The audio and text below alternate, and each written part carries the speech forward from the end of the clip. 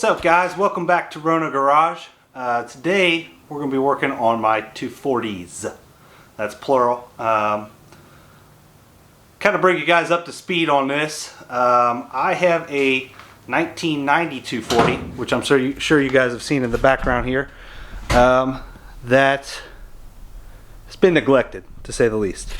So I actually purchased that car when I was about 20 years old, and I drove it back and forth to college, everything along those lines. And when I bought it, it was an automatic car, some things wrong with it, fixed all the issues, kind of Frankensteined it all together, and actually drove that car for a very long time. You know, it was a great car, loved the car. I decided that I was going to go ahead and do some dumb things because I was, 19, 20 years old. Did a roll-on paint job on it, probably not my best idea. Big into the 240 scene at the time, wanted to do an RB20 swap, also debated an LS swap, ultimately decided to do an LS swap on it. Tore the car apart, did all of the suspension, took body panels off. I was going to repaint the car the proper way, things along that line. And unfortunately, life kind of happened and the car got put on the back burner. We shoved it out at my mother-in-law's work. It sat there for probably 8 years.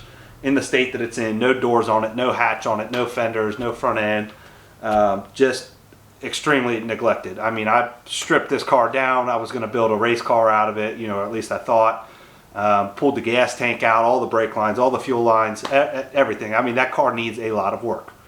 So after I finished my S10, doing the LS swap and that, I decided it was time to go ahead and bring this car home and actually show it some love.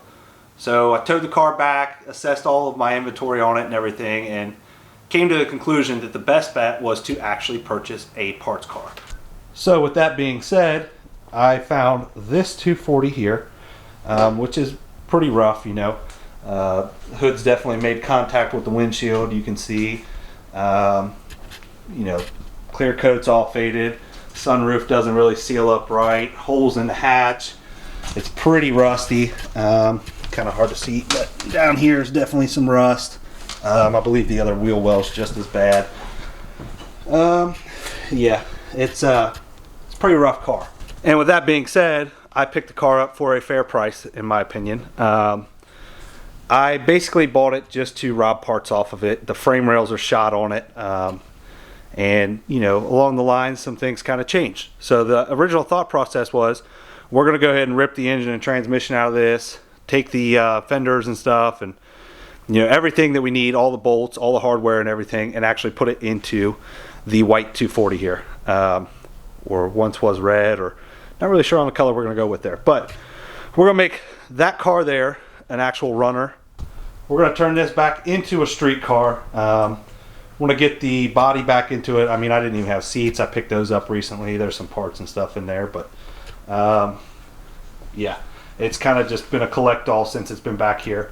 Built the shelf to kind of inventory all the parts up there. It's stripped, to say the least. The red car is a vehicle that I really don't care too much about. Like I said, the frame rail shot, quarter panels are rusty. There's not many good body panels on this car at all. So, I mean, it actually looks like somebody's already wall tapped it in the back corner there. So with that being said, this car is a perfect candidate for a track car. It's something that if we take it and put it into a wall, we're not too upset about it. But with that being said, this car is going to need a powertrain down the line, and I've got some ideas on that. I think that we're probably going to K-swap this. K-swaps are kind of becoming a more common swap, just like the LS.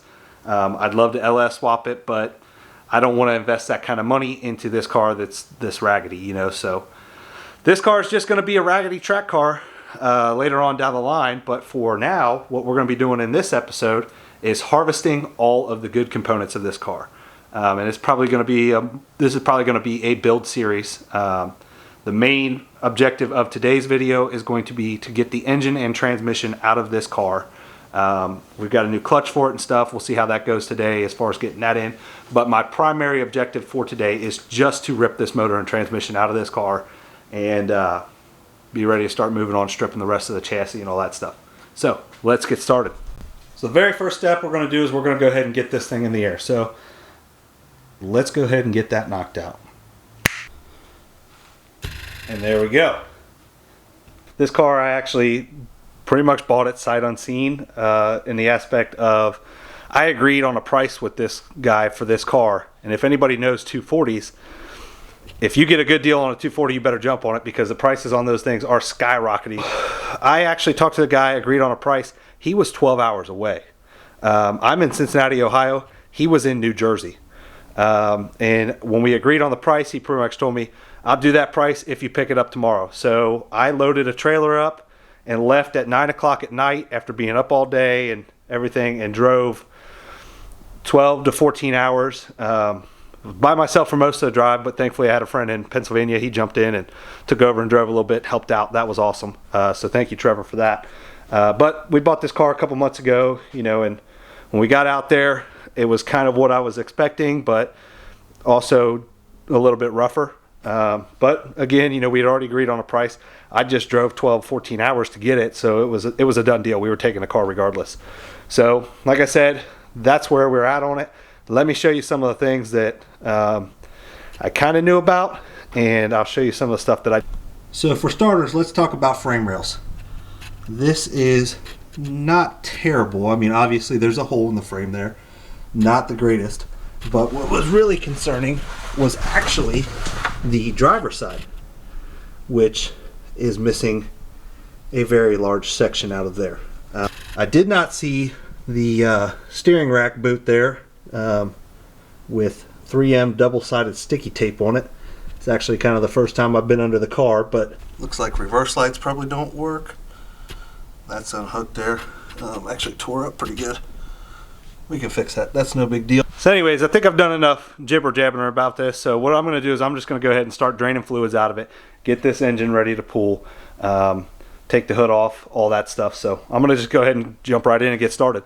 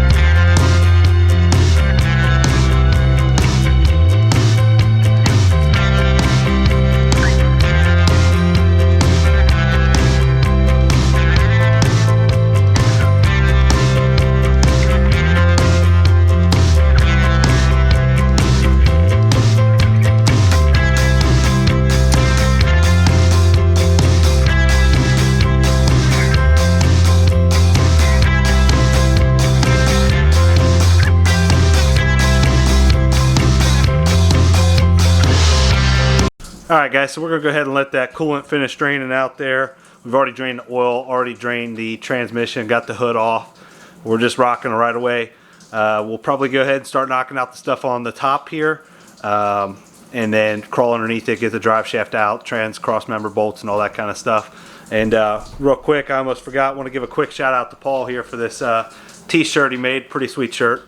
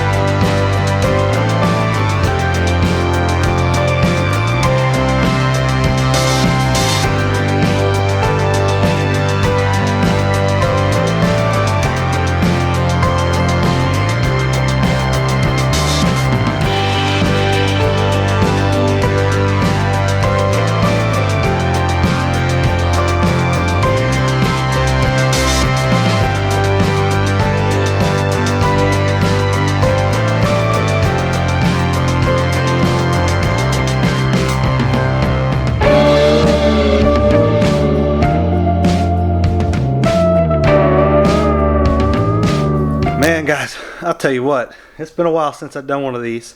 The single cams were typically my bread and butter. Almost every 240, actually every 240 that I ever owned was a single cam at one point. I got pretty quick at those. I've only pulled one dual cam motor before, and I'm embarrassing myself with how slow I'm going. But let me walk you through what we got going. So we have, I believe, all of our wiring harness off, just kind of draped over top of the engine there.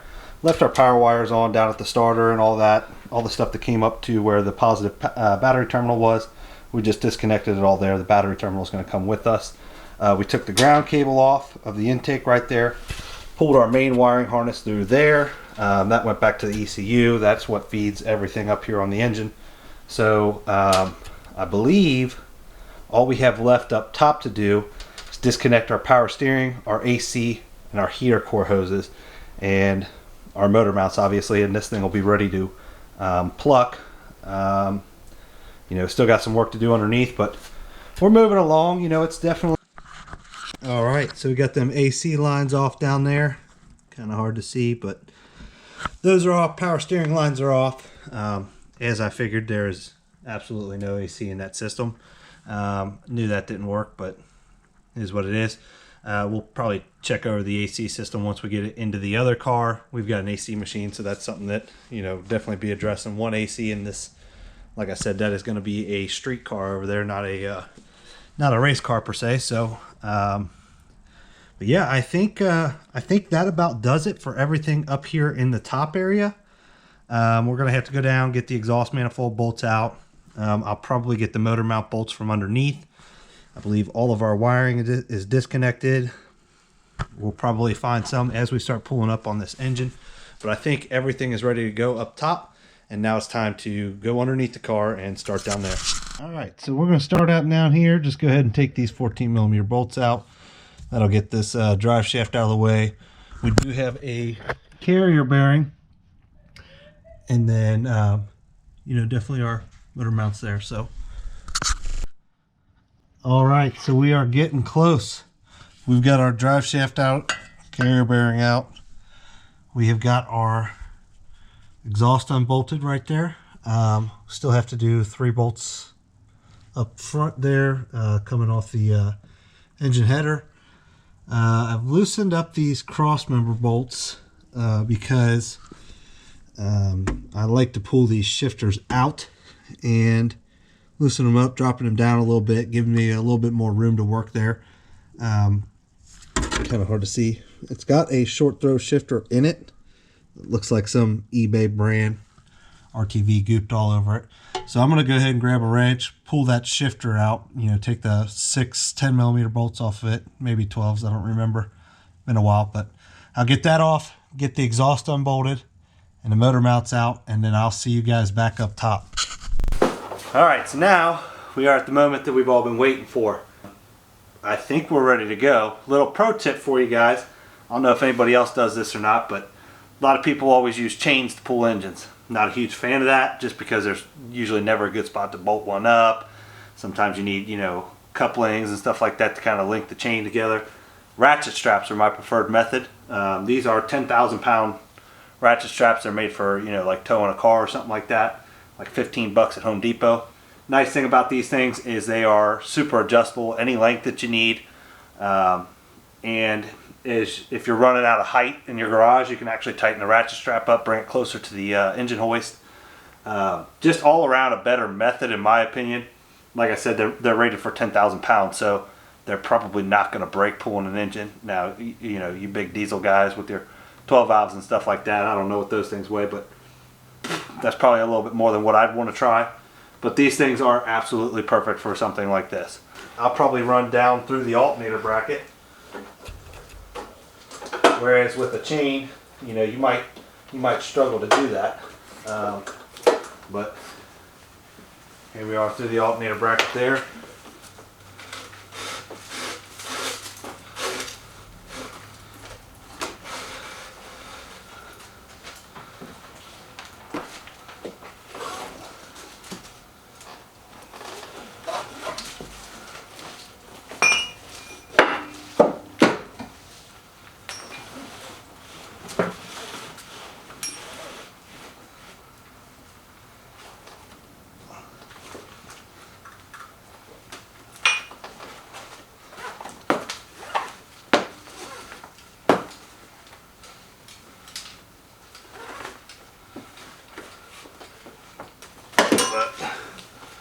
can just interlock your hooks. Sometimes these hooks might not do it, but that'll be enough for what we're trying to do.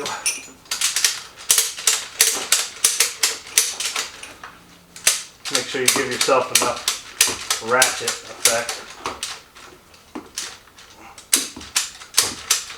Couple binds on that, and then we can hook our engine hoist right there. You need a little more, a little more clearance there. You just adjust your strap, flick it down a couple more times, you're good to go.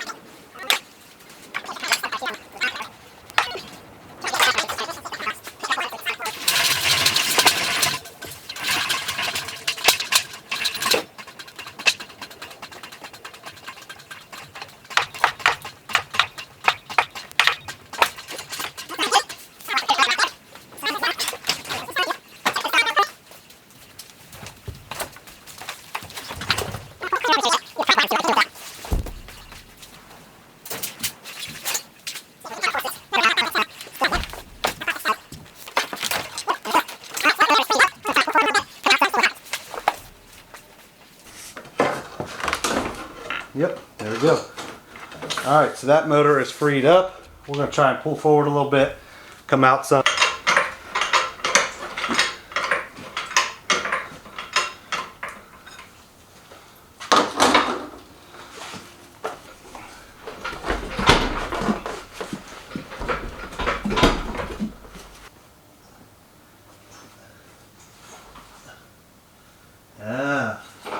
Power steering line. We gotta clear that rack.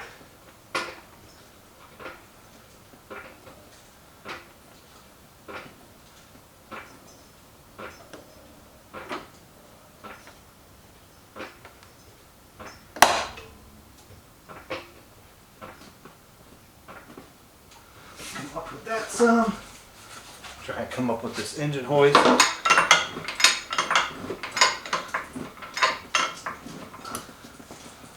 That's probably going to clear that. Yep. Alright, so now we are off the jack on the transmission there, so at this point we should be able to come pretty much straight up and out.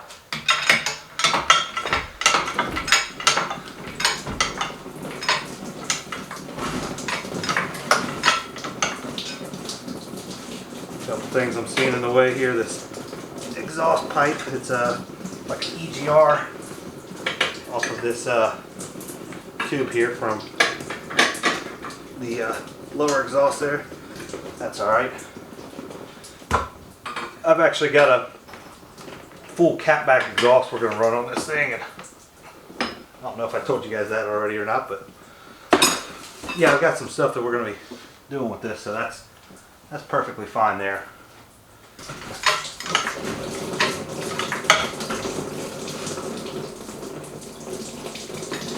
All of my heater core hose lines are just draining right now, but I've got a pan under there thankfully, so that's nice.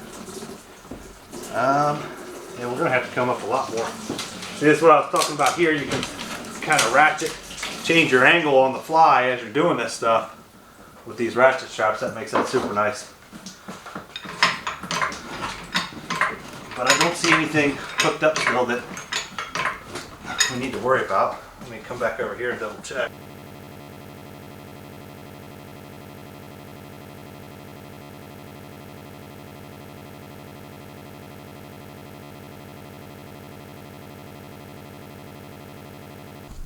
Alright, so as you see there, this ratchet strap here, I just went around an intake runner, kind of pulled it up, and you can, this one's about at its max capacity there, but you can see it kind of rotates the engine, however I want it.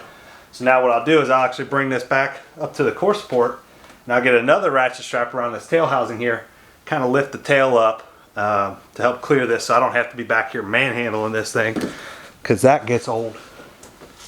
My back already hates me for doing stuff like that when I was 17, 18 years old. But I think we definitely got the room to clear it here. Only thing I see getting caught up back there is that cross member, and it's clear now. So yeah, looks like we're gonna have the room. I think we're getting pretty close to the ceiling here. Take it up as high as it'll go. Bring it out some, and then see what we got.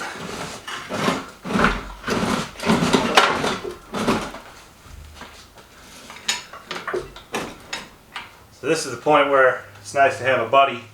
And they would just grab the back half of this. I'm sure you guys know, you've probably done it before, but here at Rona Garage, it's a one-man show. At least today, anyways. I don't think I had anybody over here helping me yet. That could change.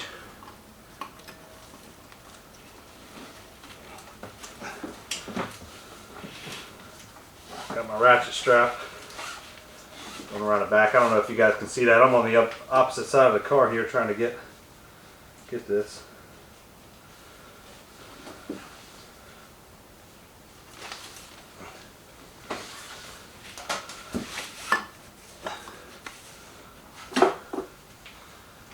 Definitely don't like using these small ones, but unfortunately this is all I've got on me right now.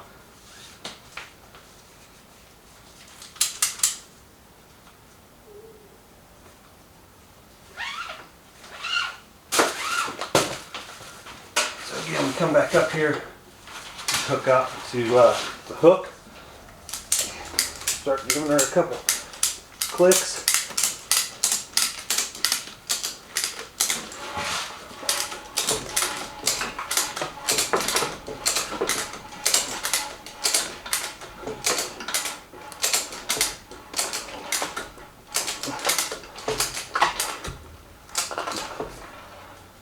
Probably still going to have to help it out just a little bit, but God, that sure beats lifting that whole thing up. So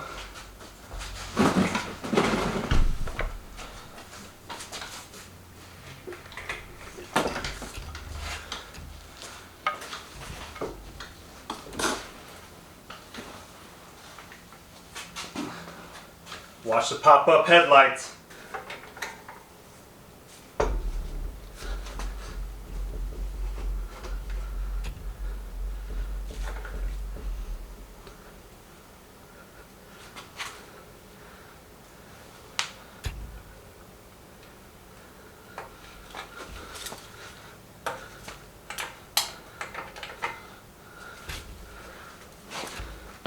Trying to make sure I'm not going to hit the car there.